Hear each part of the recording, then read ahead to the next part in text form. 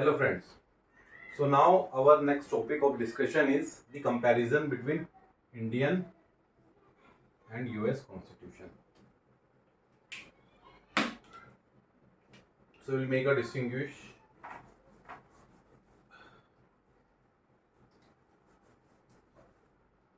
Indian and US Constitution. Indian Constitution. So written Constitution. US Constitution is also written Constitution. कितने articles हैं India में? 448 articles, 116 amendment. इसमें 7 articles, 33 amendments. And the यहाँ पे तो mostly सभी ये लिखा हुआ है आर्टिकल 448. कुछ भी अपने दिमाग में आपको सोचना नहीं है, जो जैसा लिखा है उसी हिसाब से आपको गवर्नेंस करनी है. वेल यूएस में क्या है, जो गवर्नेंस होती है वो based on the customs, conventions, legislations, legislative laws और जुडिशियल डिसीजंस. इनके बेसिस पे गवर्नेंस होती है. यहाँ पर तो सब कुछ ही इंडियन कॉन्स्टिट्यूशन में लिखा हुआ है. So it is very short in content, while Indian constitution is very detailed. So it is a detailed constitution.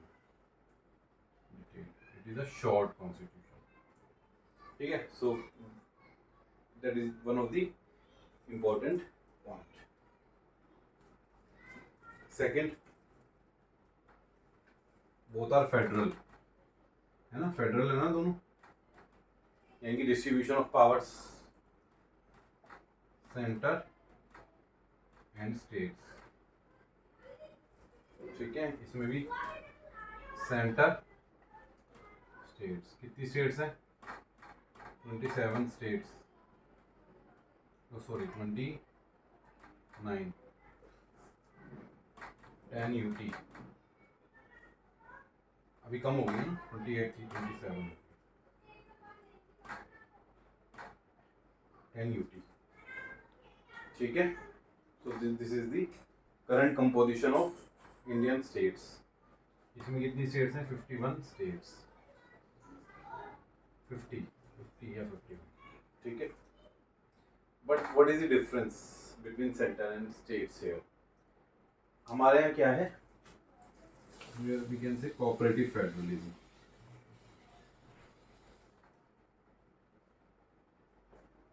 Cooperative federalism और you can say quasi federalism. यानी कि हमारे यहाँ जो पावरफुल है वो union is powerful in India.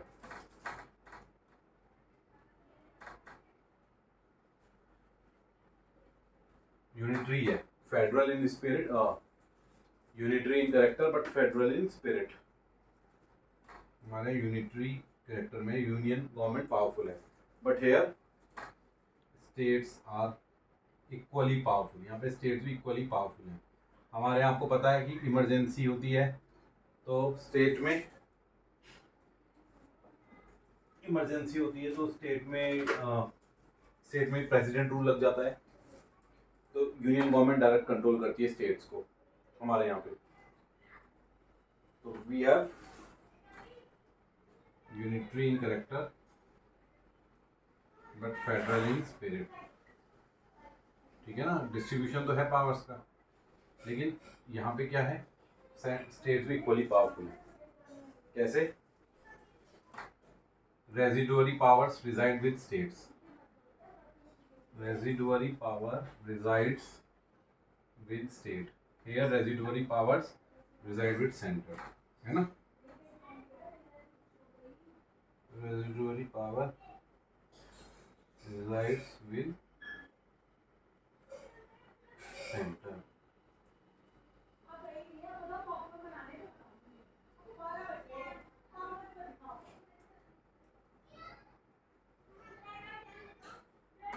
ठीक है. बट हम यहाँ पे यूएस में residuary power reside with state.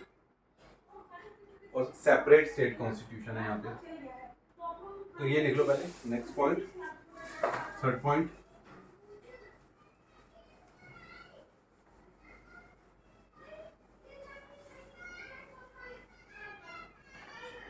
No state constitution, कोई स्टेट कॉन्स्टिट्यूशन यहाँ नहीं है। और यहाँ पर state constitution separate, state constitution is separate. ठीक है, सेपरेट स्टेट, हर स्टेट का अपना कॉन्स्टिट्यूशन है। इवन एक अलाबामा एक स्टेट है, वहाँ पे उसका तो कॉन्स्टिट्यूशन बहुत ही ज़्यादा डिटेल्ड है, बहुत वास्ट और बहुत डिटेल्ड और रिटन कॉन्स्टिट्यूशन है अलाबामा स्टेट का। बट हमारे यहाँ कोई स्टेट कॉन्स्टिट्यूशन नहीं है, तो इसलिए यहाँ पे स्टेट बहुत पावरफुल है यूएस में। सबका अपना कॉन्स्टिट्यूशन, अपने हिसाब से गवर्नेंस है सब स्टेट्स का। 4 पॉइंट, हमारे यहाँ constitution is sovereign.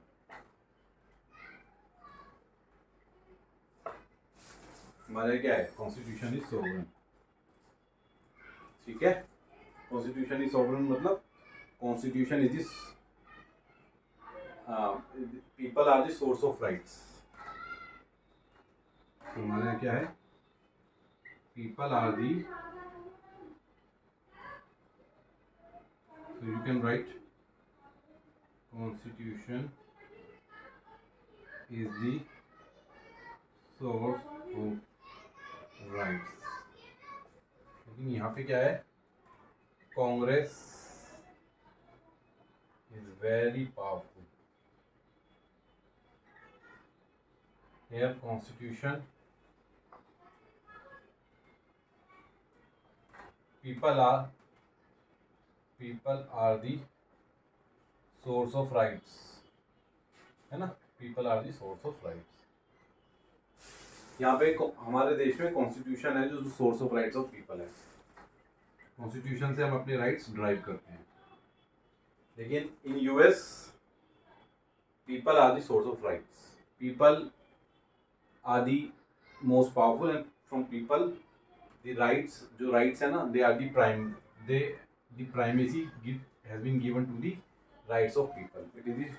it is this people are the source of rights which are given to the other, which are given to the citizens। so वहीं से ही राइट निकलता है, पीपल लोगों से ही राइट्स निकलते हैं। बट यहाँ पे constitution is the source of rights of people in India. तो हमारा कॉन्स्टिट्यूशन सोवरन है, यहाँ पे पीपल सोवरन है। ठीक है, this is the major difference.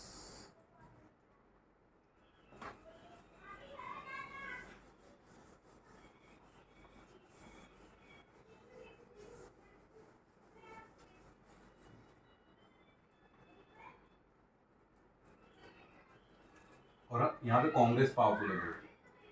Congress एक इम्प्लाइड पावर्स, एक वर्ड है implied powers, the powers which are not explicitly mentioned anywhere, the powers not explicitly mentioned anywhere are exercise by Congress. यानी कि लेजिस्लेचर बहुत powerful है, Congress legislature is very powerful है। 5 flexible plus rigid दोनों है हमारे यहाँ, बट ये रिजिड है।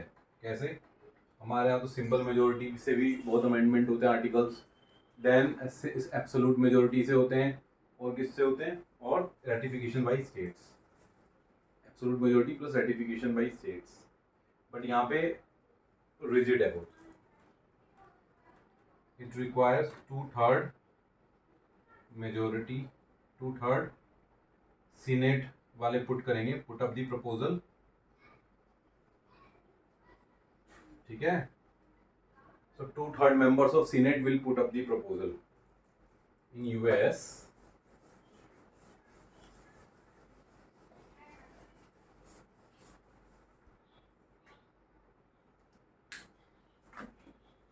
so 2/3 members put up the proposal of Senate, put up the proposal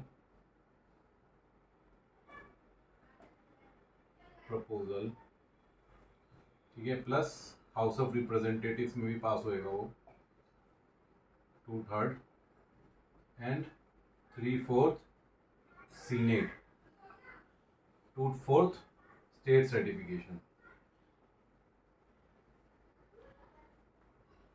is necessary, तब अमेंडमेंट होगा। देख रहे हैं आप, सच अ रिजिडिटी। हमारे यहाँ तो सिंपल है, सिंपल मेजोरिटी यानी कि 50% of members of the house present and voting, the house present and voting, ठीक है।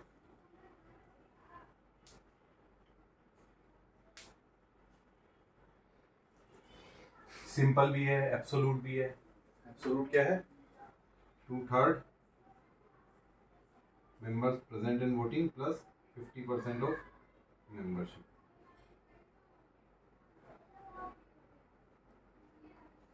This is absolute majority.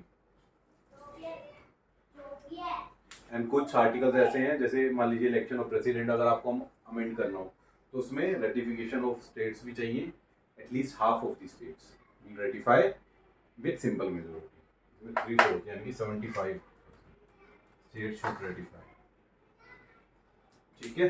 Next point,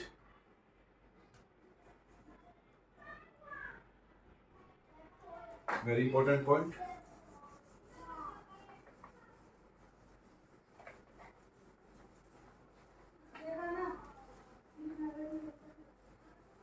हमारे यहाँ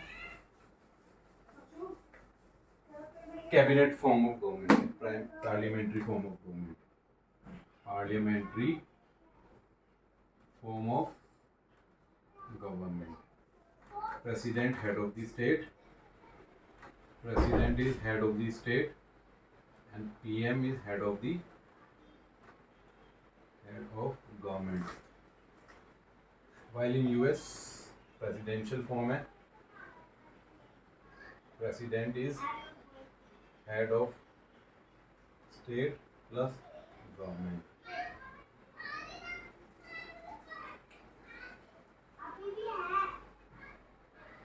हमारे यहाँ पार्लियामेंट जो है,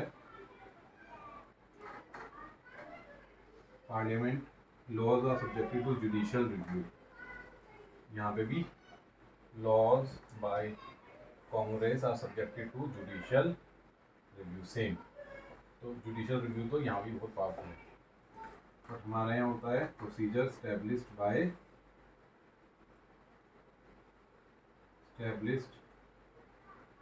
लॉ, और यहाँ पे होता है ड्यू प्रोसेस ऑफ लॉ। इसके लिए मैं सेपरेट लेक्चर लूँगा, what is the difference between procedure established by law और ड्यू प्रोसेस ऑफ लॉ। ये एक्सप्लिसिटली हमारे मेंशन है आर्टिकल 21 में, that no person is deprived of his life और personal liberty except by procedure established by law, ठीक है। While in US constitution it is the due process of law.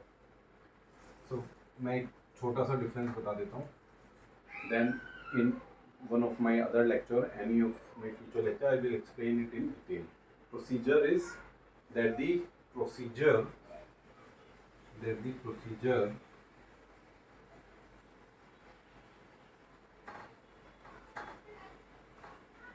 just, fair and reasonable, the procedure is lawful,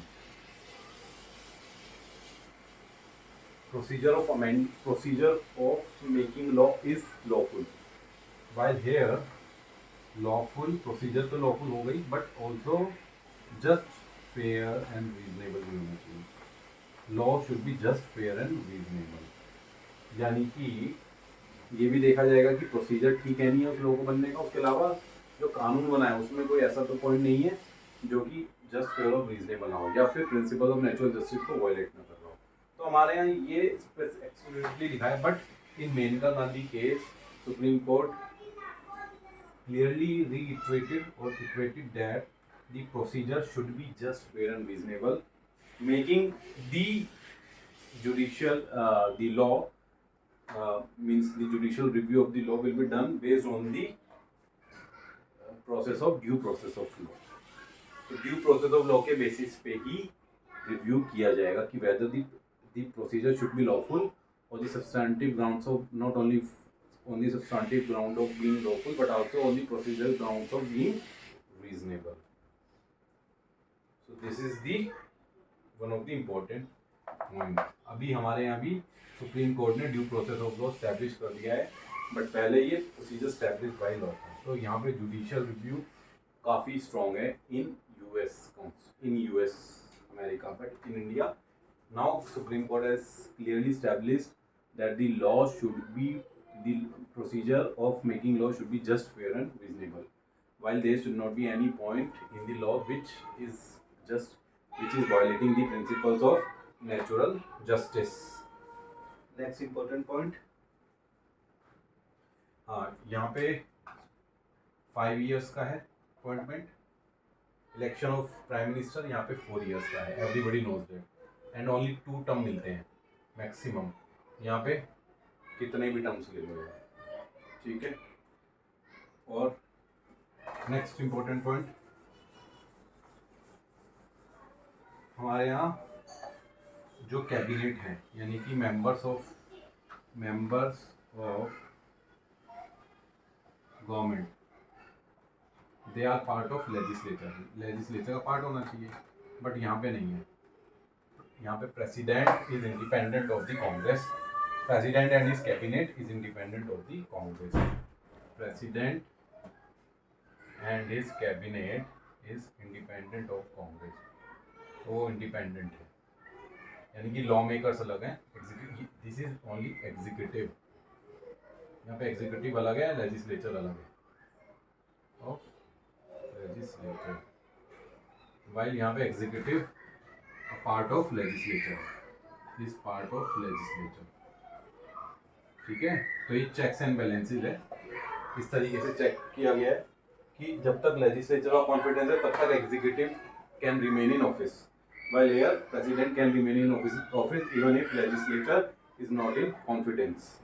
ठीक है. But the appointments, अब इसमें check balance क्या है, the appointment done by president, है ना. The treaty signed by president, जो treaty sign करता है प्रेसिडेंट, ठीक है ना.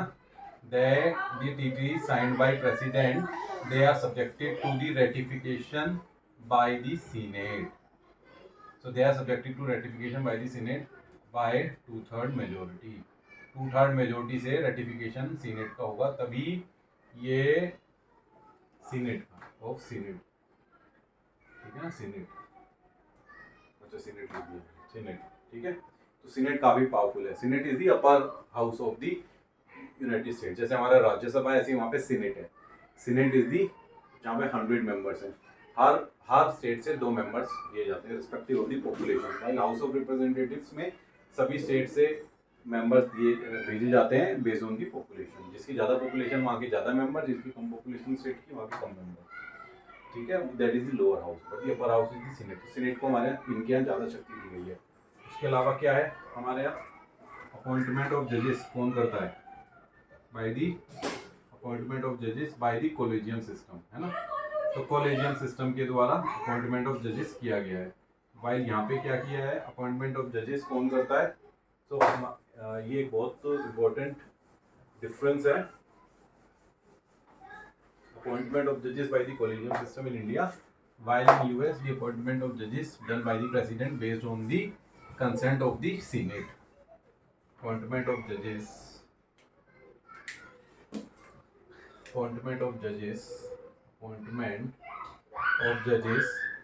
by president, है ना. यहाँ प्रेसिडेंट करता है अपॉइंटमेंट ऑफ जजेस on the consent of the senate, with the consent of the senate.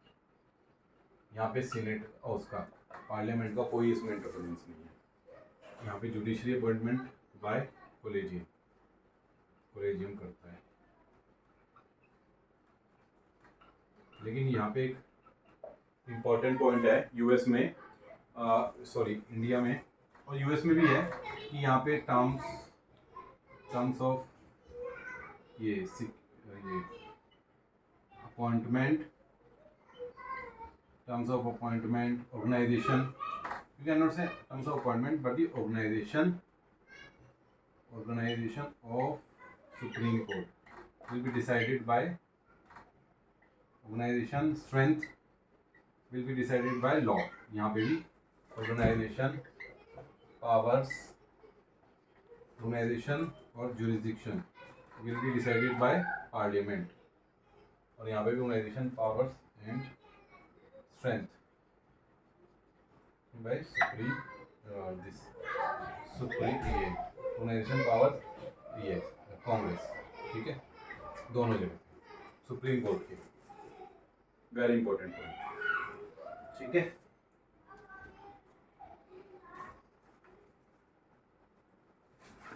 अच्छा, हमारे यहाँ क्या है कि president can only be removed by the means of impeachment, उधर भी इम्पीचमेंट होता है, ठीक है।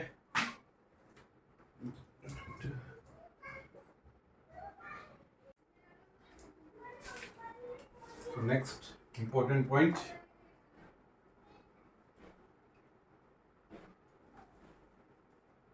जैसे मैंने आपको बताया यहाँ पे constitution is sovereign, so constitution is the source of rights of the people. Here constitution derives its authority from people से ड्राइव करता है authority. Here constitution is sovereign, so that means constitution is the source of rights of people, ठीक है। This is the one of the important difference, ठीक है। Another important difference is here it has dual citizenship, है ना, पता है ये, अभी मैंने बता चुका। सेपरेट सिटीजनशिप, यहाँ सिंगल सिटीजनशिप। पहले कुछ स्पेशल प्रिविलेजेस मिले थे जम्मू कश्मीर को, जो आर्टिकल 370 के माध्यम से दिए गए थे, जो कि बाद में एब्रोगेट कर दिए गए। तो single citizenship, next important point. So India is a federal democratic republic, है ना, सेम फेडरल डेमोक्रेटिक रिपब्लिक वर्दी, ठीक है, with president as its head. here republic का head is president, but president is the de jure head, de facto head is prime minister. here de facto and de jure both are president, ठीक है। here de facto and de facto prime minister and de jure president, ठीक है, very important point.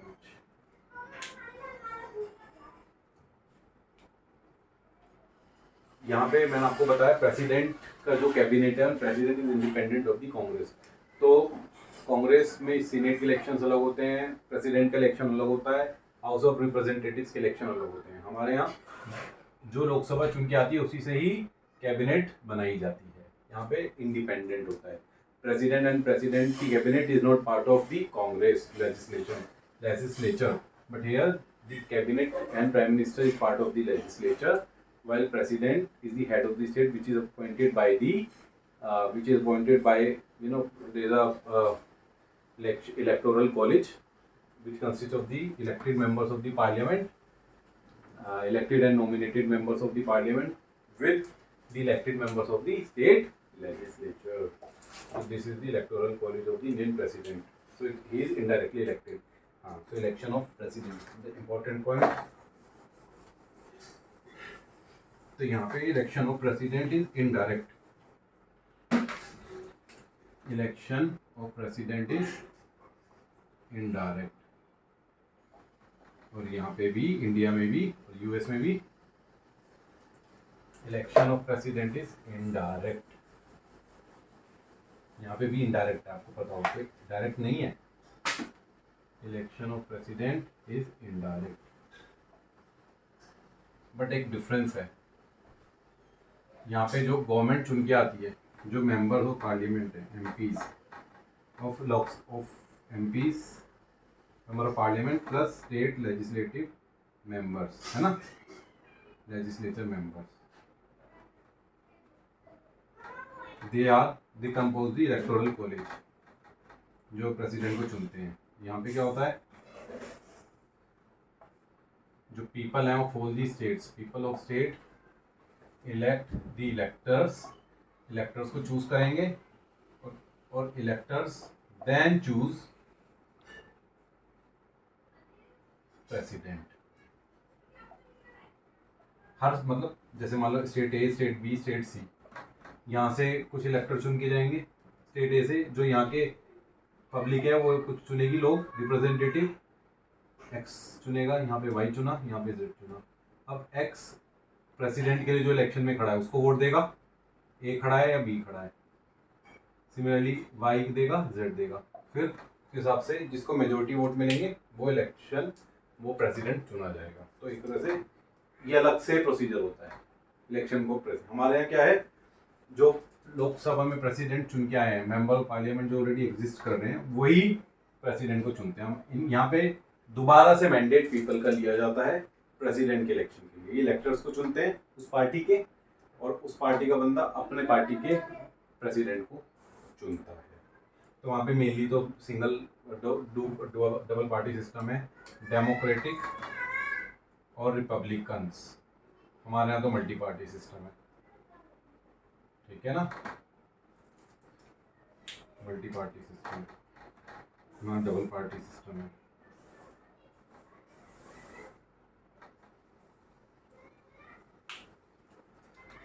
US में क्या है, president अपनी cabinet अपने whims and fancies पे चुनता है, with the obviously with the ratification by the senate.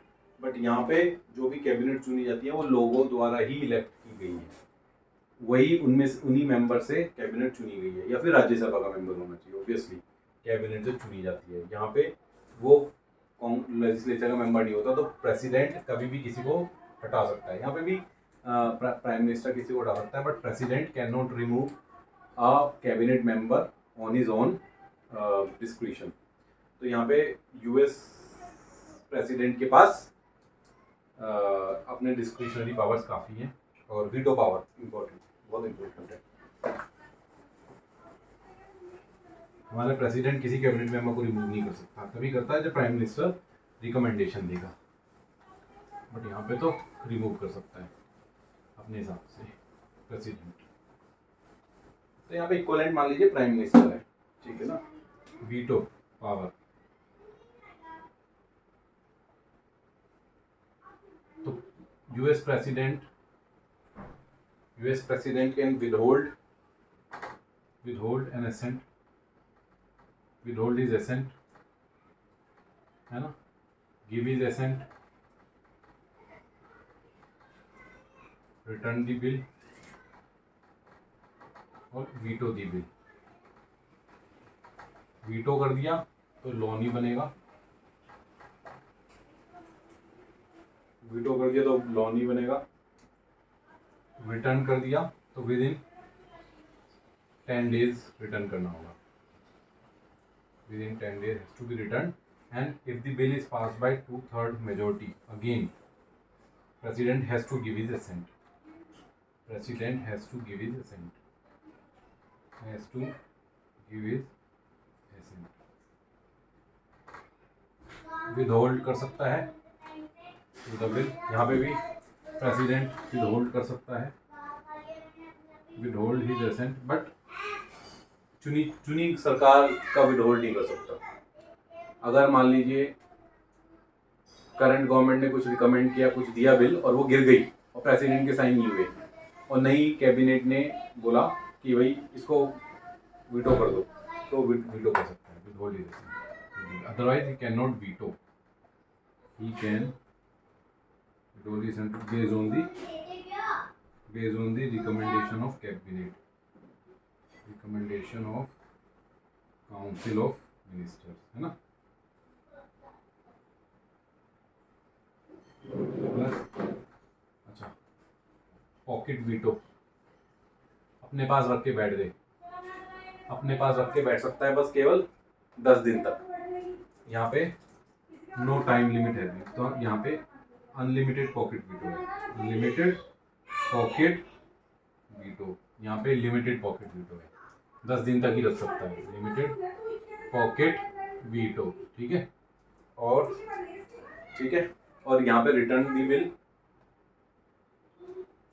Bill कर सकता है, और यहाँ भी रिटर्न कर सकता है, बट अगर दोबारा सिंपल मेजोरिटी से वापस आ गया लेजिस्लेचर से तो president has to give his assent. Here 2/3 majority चाहिए, तभी प्रेसिडेंट बाउंड होगा to give his assent, otherwise president bound नहीं होगा। तो यहाँ पे मेजोरिटी ज़्यादा चाहिए, यहाँ पे सिंपल मेजोरिटी से भी हो जाएगा। ठीक है, सो मेन डिफरेंस क्या है वीटो में कि यहाँ पे लिमिटेड पॉकेट वीटो है, यहाँ पे अनलिमिटेड पॉकेट वीटो है, बट यहाँ पे प्रेसिडेंट वीटो कर सकता है कोई भी कानून, यहाँ पे वीटो नहीं कर सकता चुनी हुई सरकार का कानून वीटो। हाँ, पॉकेट वीटो रख के बैठा रह सकता है। ठीक है, this is the major difference between the Indian and the US constitution. So आप मोटे मोटे देखिए तो हमारे यहाँ जो फंडामेंटल राइट्स हैं वो यूएस से लिए गए हैं, चैप्टर 3 पार्ट 3 फंडामेंटल राइट, बहुत ही एलेबोरेट हमारे यहाँ किए हुए हैं, बट वहाँ भी काफ़ी प्राइमेसी टू फंडामेंटल राइट्स दी जाती है, क्योंकि यहाँ पे तो obviously people are the source of the rights of the country, while here constitution is the source of the rights. और जुडिशियल रिव्यू वेरी इंपॉर्टेंट, हमने यूएस से लिया है judicial review, fundamental rights US से लिया है। ठीक है, देन इलेक्शन ऑफ प्रेसिडेंट हैं, प्रेसिडेंट और इमरजेंसी और भी कुछ और भी प्रोविजंस हमने यूएस कॉन्स्टिट्यूशन से लिए है, जो मैंने लास्ट लेक्चर में बताया था, आप देख सकती हैं। तो this is the major difference between the Indian US constitution. The next lecture we study about the India and Britain, the constitution difference between India and Britain, very important. So keep tuned to my lecture and kindly wait for my next lecture. Thank you very much.